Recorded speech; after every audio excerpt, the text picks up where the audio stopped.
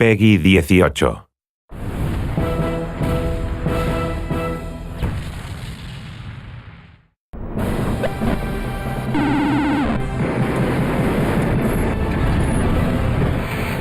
are turning into monsters!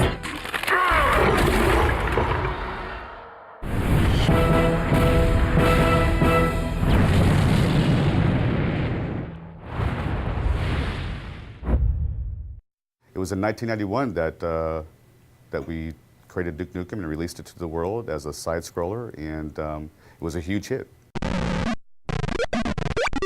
Our inspiration back then was comic books because we always felt like if you focus on the character, there's no end of stories.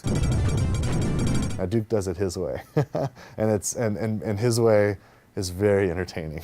It's a wild thing. The original name for the game was actually called Heavy Metal, and the idea was to have sort of an anti-hero who was very much sort of a renegade in society and sort of, an ex-military guy who went rogue. When the original Duke got started, it was myself, Alan Blum, and another programmer, Todd Repogel. Todd Repogel and I went to school together. We grew up together in Santa Cruz.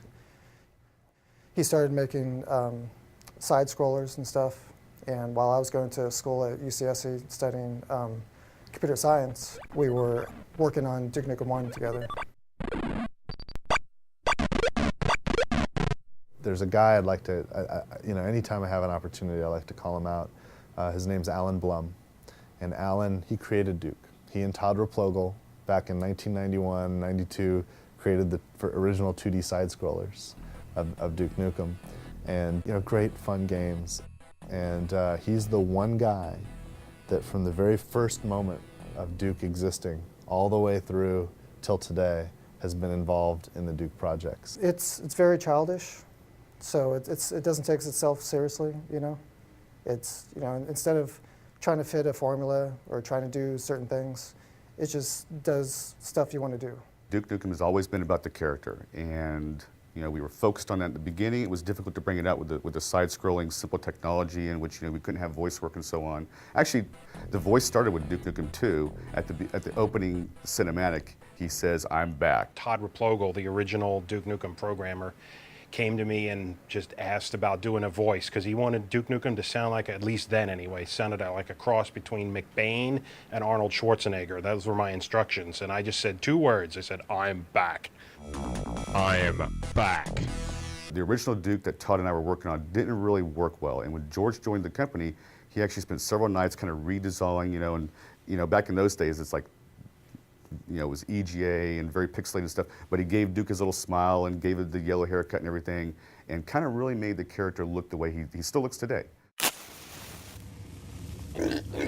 What? Did you think I was gone forever?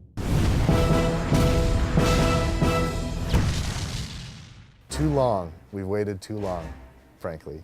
And I don't know if there's anything that could live up to the idea of 15 years of development, but this is absolutely a worthy successor and a worthy sequel to the game. I think that this is what fans have wanted to come out, and it's finally come out. I can't be more excited. If you're a Duke fan, and especially you're one of the fans that hang out on the 3D Realms forums for all that time, refusing to give up, refusing to, give in to the naysayers or whatnot, you're going to have a blast with this because it is a hell of a lot of fun.